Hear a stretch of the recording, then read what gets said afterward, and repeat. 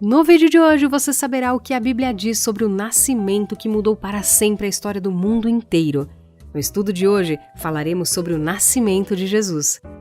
Seja muito bem-vindo ao canal Desenhando a Bíblia. Meu nome é Patrícia Jacobi e é sempre um prazer ter você aqui comigo. Se você chegou por aqui e ainda não é inscrito no canal, clica aí no botãozinho vermelho porque eu tenho certeza que nós iremos crescer muito juntos no conhecimento da Palavra de Deus. Bom vídeo!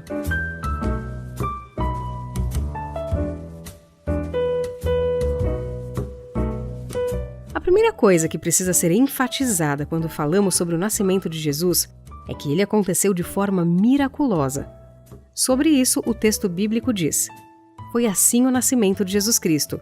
Maria, sua mãe, estava prometida em casamento a José, mas antes que se unissem, achou-se grávida pelo Espírito Santo. Em outra parte, o texto bíblico também mostra que a jovem Virgem Maria recebeu a visita do anjo Gabriel, que lhe anunciou que ela haveria de ter um filho. Ela ficou espantada, afinal, ela era uma virgem. Mas o anjo lhe falou: o Espírito Santo virá sobre você, e o poder do Altíssimo a cobrirá com a sua sombra. Assim, aquele que há de nascer será chamado Santo, Filho de Deus. A Bíblia não esconde o fato de que José teve dificuldades de assimilar aquela situação.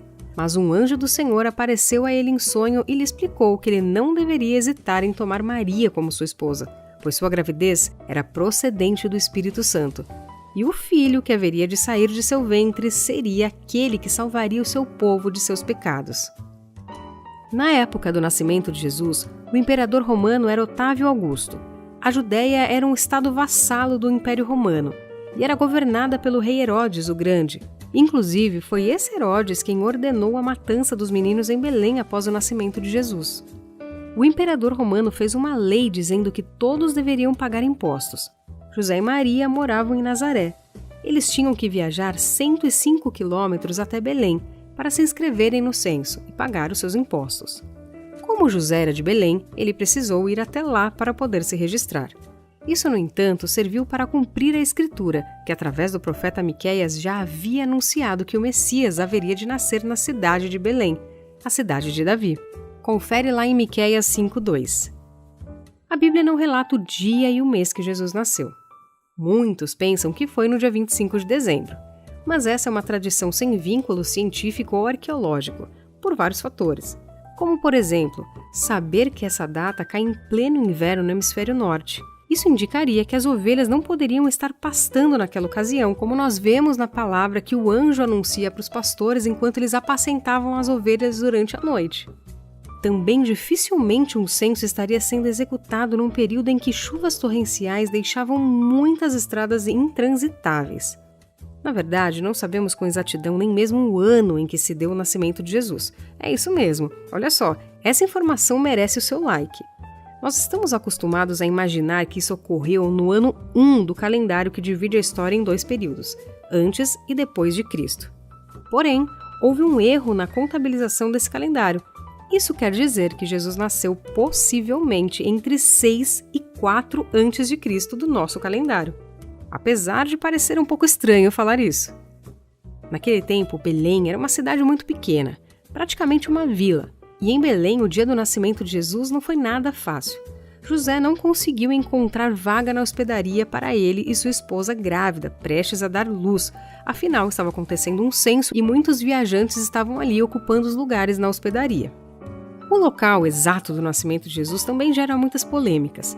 Existe a interpretação lexicográfica, isto é, a análise do texto, mas ela carece de fundamento arqueológico e histórico. Ela defende que Jesus nasceu nessa hospedaria, porém não em um quarto de hóspedes. Nessa versão, apesar dele ter sido colocado em uma manjedoura, não existiam os animais ao redor dele como vemos em presépios. Mas também existem estudos feitos por Jerônimo, que viveu 17 anos em Belém e fez uma pesquisa profunda sobre esse tema. Ele chegou à conclusão de que Jesus nasceu em uma gruta, na forma de estribaria. E daí que vem o famoso hino Na Gruta de Belém. O que sabemos é que, independente do local, ele realmente foi colocado em uma manjedoura. Enquanto ainda estava na manjedoura, um grupo de pastores foi visitar o menino após terem sido avisados de seu nascimento por um anjo do Senhor, enquanto apacentavam seus rebanhos durante a noite. Dá uma conferida lá em Lucas 8:20. E é por isso que eu disse anteriormente que seria bem difícil isso ter acontecido se fosse no inverno, ou seja, em dezembro. Completando os 8 dias de seu nascimento, Jesus foi circundado e consagrado ao Senhor no templo em Jerusalém, conforme mandava a lei.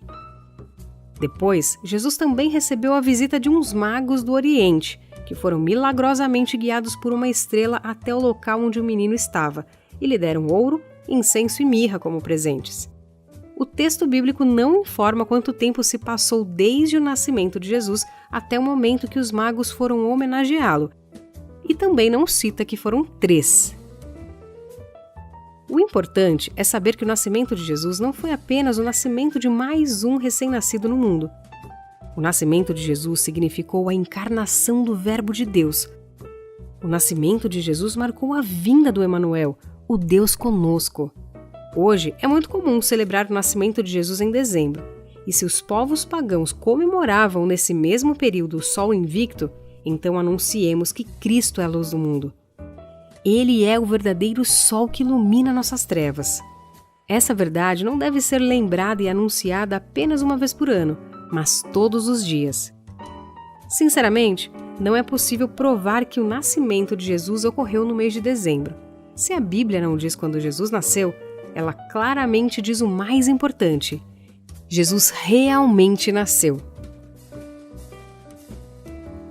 Se você precisa de um vídeo institucional, didático ou comercial, entre em contato comigo através do e-mail desenhandoabibliabr@gmail.com. Me segue lá no Instagram, hein? Deus abençoe a sua vida e até a próxima!